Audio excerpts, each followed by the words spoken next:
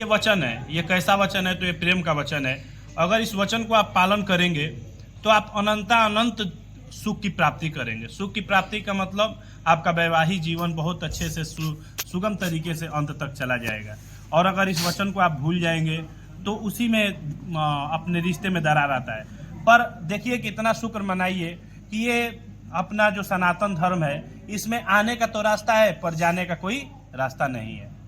जौन तलाक उलाक बाटे, डिवोर्स वोर्स बाटे, ये दूसरा धर्म में होला। हमनी की धर्म में बस एजा विवाह हो गई, अब आपके निवाहे के बाटे। निवाहे के केंगने बा तो सबसे बढ़िया विवाह कहल जाला ई ब्रह्म विवाह। और यही ब्रह्म विवाह के अंतर्गत ई पाँच गो 7 गो वचन का प्रस्ताव रखल जाला। ई 5-7 गो वचन अब से तू एगो धागा में बन्हा तरह एगो ग्रंथि बंधन हो गई। आज के बाद अकेले नहीं कही वचन बतावता। तो रहीम दास जी कहेलन कि रहीमन धागा प्रेम का मत तोड़ो चटकाए, टूटे तो फिर ना जुटे और जुटे तो गांठ पड़ जाए। ये रहीम दास जी कहला। फिर एगो औरी का वचन कहला कि रहीमन रस की खान में, रस का खान मैंने गन्ना, ठीक ना? सुता तड़ा का सुनो बात। रहीमन रस की खान में पोर पोर रस होए, किंतु जहाँ पर गांठ है रस पावे नहीं कोई। तो यही का उत्तर अपनी सनातन धर्म में पैदा भइल परम पूज्य राही जी महाराज कहेलन कि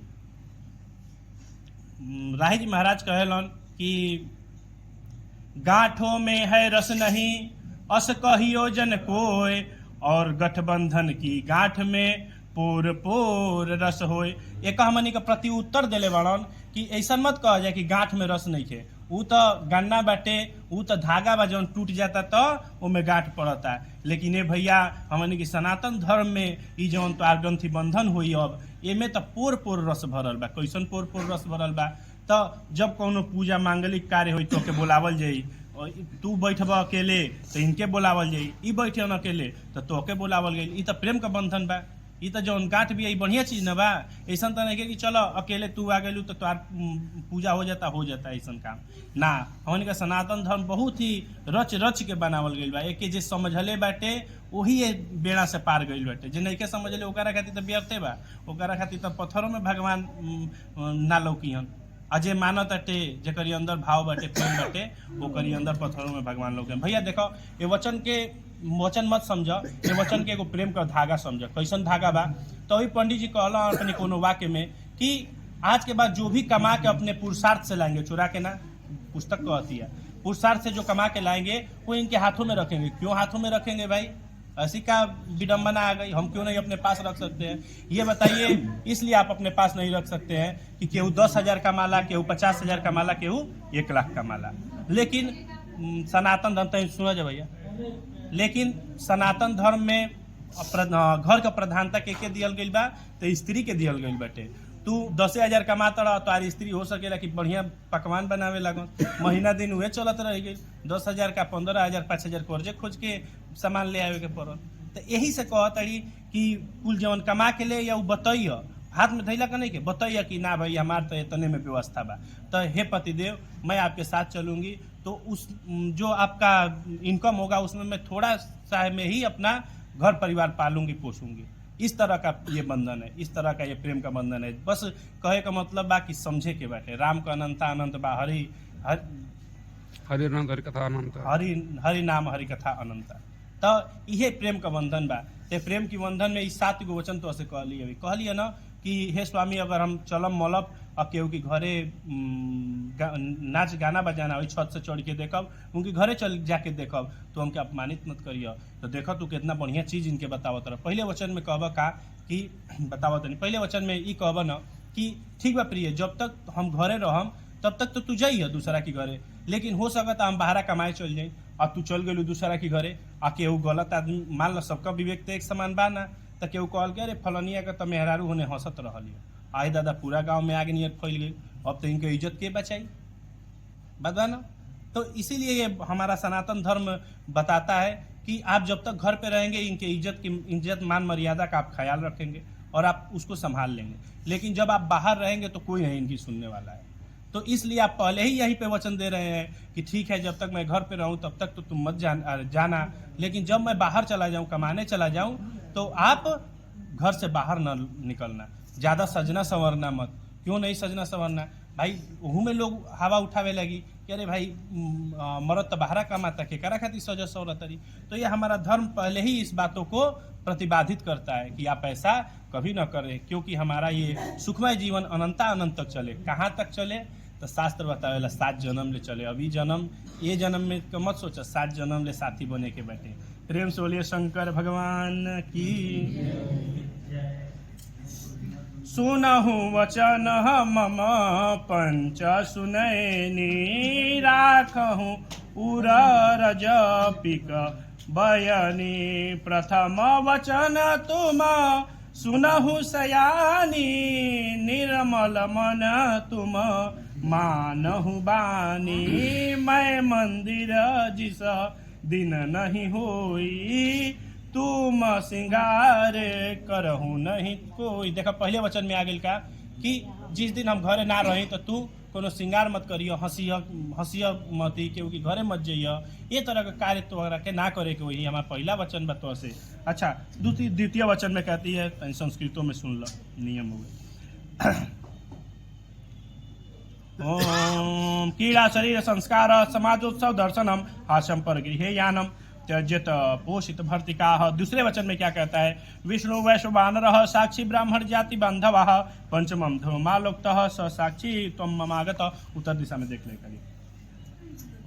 द्वितीय वचन मैं कहूँ बखाना, उत्तम ध्यान तेरा कहूँ ध्याना। विष्णु विप्र वैश्ववानर साक्षी, ध्रुवत बांधव सब मिली है साक्षी। कितना सुंदर वचन है। कहते हैं कि कोर्ट में आप जाएंगे, कोर्ट मैरिज करेंगे तो 2-3 गो गवाह लगी। हो सकेला गवाह बदल जाओ, हो सकेला कि गवाहे ना रहे जो ये तारा की जरूरत पड़े। लेकिन ये आध्यात्मिक गवाह बना रहे हैं। किसको बना रहे हैं? तो कलश में स्थित विष्णु भगवान के, अग्निदेव के, ध्रुव तारा के, हम दोनों पंडित जी के, जब उपस्थित सब बंद बांधव केहू तो बोली कि हाँ बियाह कैल आ ओमे का बात 2 गो से अधिका ना लगी, हो जी 2 गो में बियाह। हो सकेला 2 गो गवाहे पलट जाओ, तोहरे कोनो समस्या बाटे। तो इसलिए सनातन धर्म सबसे अच्छा धर्म है, और इसका विवाह, इसका ब्रह्म विवाह जो समझता है उसके लिए भी अच्छा है। अच्छा, ये ब्रह्म विवाह का एगो तो और विधि बताओ तनी। तोहरी ऊपर, कन्या के ऊपर जीवन भी अमांगलिक ग्रह का दृष्टि बा, ये ब्रह्म विवाह से वो दृष्टि ठीक होला। ये एक तरह का अनुष्ठाने बाटे, जितना घर में पूजा पाठ आदमी करत बाटे। तो इसलिए इसको बहुत श्रेष्ठ माना गया है। भगवान विष्णु को साक्षी मान के आप पूजन कर रहे हैं। तृतीय वचन में कहता है वर तव चित्तम मम चित्तम वाचा वाचम न लोपयेत, व्रत में सर्वदा देयम हृदय स्वरानने। तृतीय वचन में कहता है राखहु मम चित मम अनुकूला, व्रत हृदय तहु धारहु मीना। देखिए तृतीय वचन बहुत ही अच्छे से कहा गया है अपने धर्मशास्त्रों में। कैसे कहा गया है? देखिए ये वचन आप मानेंगे ना, तो मैं तो कहता हूँ कि केवल एक ही वचन आप दोनों लोग मान लीजिए। वर के वर में आया हुआ तीसरा वचन को आप मान लीजिए। जीवन में सुखमय जीवन भी चलेगा, कभी तो झगड़ा ही नहीं होगा। क्या कहता है? तो कहता है त्वम चित्तम मम चित्तम वाचा वाचम न लोपयेत। मतलब कहने का मतलब, हे प्रिय, गृहस्थ जीवन में मैं मनुष्य हूँ, मैं कभी गुस्सा कर सकता हूँ, तुम भी कभी गुस्सा कर सकती हो किसी भी बात पे। तो मैं क्या कहता हूँ कि जब मैं गुस्से में रहूँ, अपना आपा खो दूँ, तो हे प्रिय, तुम अपने चित्त, अपने मन को शांत रखना और कहना कि ठीक है मेरी गलती है, ठीक है कर लेना ऐसा। और जब कभी तुम गुस्से में हो, कोई ऐसा मेरे से गलती ना हुआ हो, फिर भी ऐसा बात आ जाता है, तो मैं कहूँगा कि ठीक है कोई बात नहीं, मेरी गलती है। ऐसा गलती मान लेने से शास्त्र कहता है, ये पुस्तक कहती है कि वैवाहिक जीवन में कभी दुख नहीं आता है। ये तीसरा वचन है, बहुत अच्छा वचन है। प्रेम से बोलिए सच्चिदानंद भगवान की जय। मम चित्त मम तुतिष्ठ कर्तव्याना बंधुनाम भक्तिरादरात मम आज्ञा परिपालेशा प्रतिव्रत परायणे। चतुर्थ वचन में कहता है चतुर अंक सब विधिहितकारी, पतिव्रता बनो हे सुकुमारी। बंधु बांधव भक्तिरादरात कहता है कि हे प्रिय, आज से पहले तुम अपने पिता के घर में बड़ी हुई हो, ठीक ना? अच्छा, अब विवाह हो गया तो मेरे घर चलोगी, अब तुम्हारे ऊपर कुछ जिम्मेदारियां हो जाएंगी। देखो भैया, एको एगो वचन बहुत सटीकता से बनावल बाटे कि समझियो, ये जब सब वैवाहिक जीवन समझी ना तो सुखमय उनका जीवन रही, कबो दुख ना हो सकेला। एक शास्त्र कहता है, हम प्रमाण देता नहीं, एक हम शपथ खाता नहीं ना कबो दुख हो, लेकिन मानी तो का कहता चौथा में कहता है कि हे प्रिय, अभी तक तुम अपने पिता के घर में थी, केहू हित ना ताइल और तू ना कह के भाग गलू कहीं दूसरी जगह, तो वो काम चल जी। लेकिन अब हमारी घर में हमारा पत्नी बन के चलबू तो हमारी माता पिता का सेवा कर, हमारा कोनो मित्र आ गए तक ओकरा खातिर चाय पानी बनावल, ई कुल तोहरा करे के पड़ी। थोड़ा तनकी से तबियतो डिस्टर्ब रहे, अगर हो सके तो कह दियल कर। ऐसे का होई, ऐसे प्रेम अपने घर में बनल रही। और ये कहता है मेरे माता पिता की सेवा करना, ये उसका चतुर्थ वचन है। पंचम में कहता है कि विना पत्नी कथम धर्म आश्रणाम प्रवर्तते तस्मात् त्वं मम विश्वता भव वमांगिनी। पंचम वचन सो वेद प्रकाशा, बिन नारी नर सकल निराशा। नर नारी से सृष्टि होई, जानहु रथ कर पहिया सोई। पंच वचन माँ नहु गज गामिनी, बनहु आज से मम हृदय स्वामिनी। गृहस्थाश्रम बिन नारी नर अधूरा, विजय माल पलत सो पूरा। देखा पंचम वाक्य में का कहता है कि हमनी का एगो साइकिल की दोनों पहिया की तरह बानी जा, एगो पहिया पंचर होई ना तो साइकिल चल ना पाई। और हम जाना तनी ये बात के हम अपने हृदय में बैठावा तनी, तो सातों वचन के माने के तैयार होता नहीं। लेकिन हे प्रिय, हमरो तू वचन के मनिय, हमरो पांचों वचन के मनिय, और तू हमारा विश्वास पात्र में मांगिनी मनिय। ये पंच वचन में का आइल बा, कोनो ऐसा बढ़िया चीज नहीं के, लेकिन एगो ही चीज बा, विश्वास पात्र। विश्वास पात्र के होला, मरद जम ले कंठ ले प्राण अटल है न, आ कह दे हो आदमी की नहीं ठीक बा कुल चीज ठीक बा, तो हम मान जे भी ठीक बा, यही के विश्वास कहा जाए। माने कंठ ले प्राण आवे और करीबादों के ऊपर विश्वास होके वही के विश्वास पात्र कहल जाला। आए समय में विश्वास पात्र आदमी मिलल बहुत दुर्लभ बा। तो हे प्रिय, ए बेरा की बात से हम तोरी पर विश्वास करी, हमारी विश्वास के कबो तू मत तोड़ो, यही प्रकार को हम कामना करतनी। प्रेम से बोले सच्चिदानंद भगवान की, अब प्रेम से बोले यहाँ के सब लोगों की। बड़ा खुशी भइल।